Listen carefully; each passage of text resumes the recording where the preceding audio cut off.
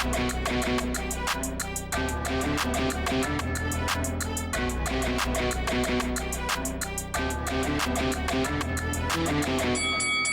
guys, welcome to Boxing Squad for boxing news and views from around the internet.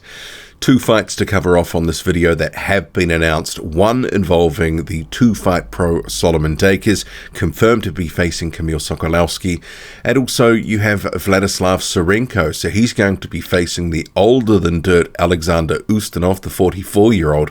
That will be in Bulgaria, so I'll get to that in a few thoughts because Sirenko's looked a little flat of late, so he needs a good performance. But Solomon Dacres will start with that. So he's been added to a 9 October card of Matchroom. I believe that's the one that's headlined by Anthony Fowler, taking on Kamil Sokolowski. As we know, Sokolowski, while his record of 10 and 22 with 2 draws doesn't suggest he's much chop, he actually is a very solid journeyman who's given a lot of top prospects, good rounds, and he's beaten some of them. And arguably, you can see here, David Adelaide, he beat him, although he didn't get the win. But he's faced the likes of Vladislav Sirenko, Victor Vikhurst of late, Ali Aaron Demireshin, Zan Kosobutsky, Cash Ali. There's a few guys as well that other prospects that he's beaten over the years. He beat an unbeaten Sean Turner, stopped Nick Webb, also beat Naylor Ball too when he was unbeaten. So Kamil Sokolowski is more than just a walk in the park. So for Solomon Dacres, who's just a two-fight pro, 27 years old, 6'5", we've only seen just limited action of him, Alex Terrero and also Mladen Marnev. I think what we do know is this is probably going to go to points. So it doesn't say how many rounds it's scheduled here, but 6 rounds, you'd imagine, something like that. But he is going to have to rely on his boxing skill. Doesn't seem to carry massive power. But from those first couple of fights, he clearly does have some skills.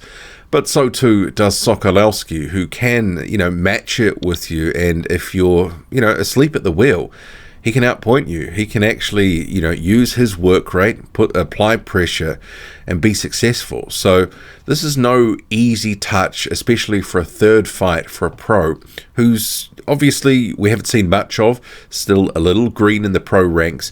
So I'm interested to see how this is going to turn out. But Solomon Dacres, in the press release, he says Sokolowski is one of those, he's a bit of a boogeyman for your up-and-coming prospects. If you're not switched on, you can become unstuck.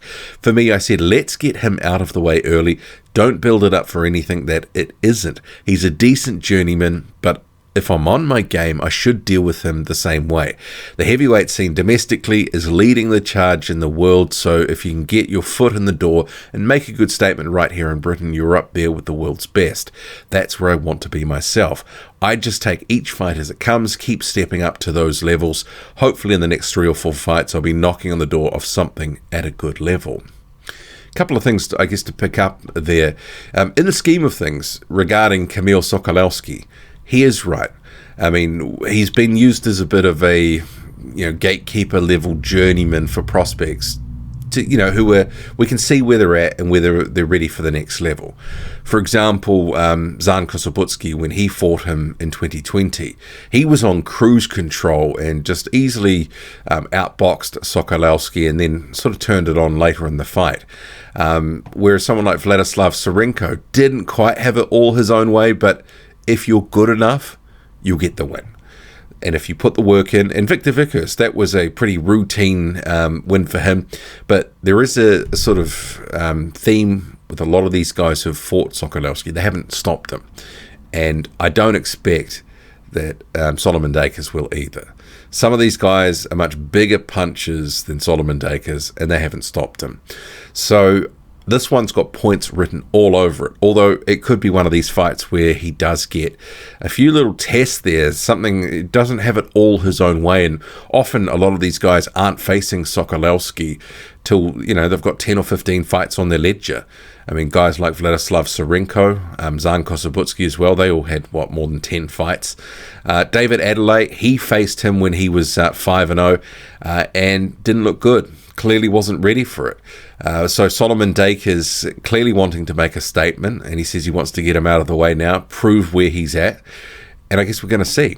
So I actually quite like this fight for Solomon Dacres.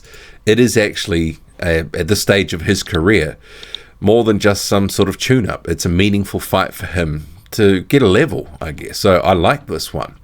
And if we get to the next fight that has been announced, it's a few days ago now, but I'm covering off in this video because well worth mentioning. So you've got Vladislav Sirenko versus Alexander Ustinov. So the ghost of Ustanov, 44 years old, older than dirt, has looked pretty terrible since 2017. You know, there has been diminishing returns in facing this guy, but he's a name. He's very tall, 6'7.5". You know, he used to be a decent former contender, but his best days are certainly long gone now. And he has been, I mean, his last fight, he had a draw with, Jamal Terrell Woods. So that's sort of saying something. Woods has sort of faced almost everyone in the heavyweight division at some point. Journeyman extraordinaire, sort of traveling and giving all sorts of guys work. And Ustanov struggled. There is some other guys who he's fought in recent years. I mean, people may recall Michael Hunter sort of beat him up for, 6 or 7, 9 rounds, whatever it was, and then stopped him. Mahmoud Char back in 2017, he beat him when a vacant regular title for the WBA was on the line. There's a few other fights too, but not worth going into. I'm also focused on Sirenko here because, you know, he's a guy who's come up.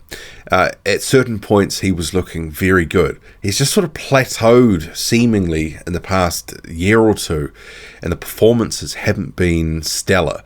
You know, they haven't been as dominant as you may have expected from a guy who seemingly has all the tools, good power, but doesn't seem to be putting it together in the ring completely. I mean, that Kamil Sokolowski performance was an example.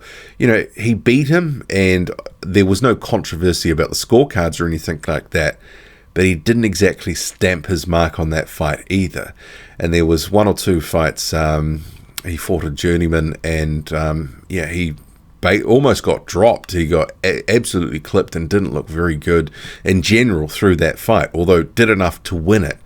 So this fight is going to be in Bulgaria. It's happening September the 4th. His WBC Asia title is going to be on the line. So another country for Sirenko to be fighting in, Bulgaria. Obviously, he's from the Ukraine. He's fought part of his career in South Africa. So he has been sort of a road warrior of sorts.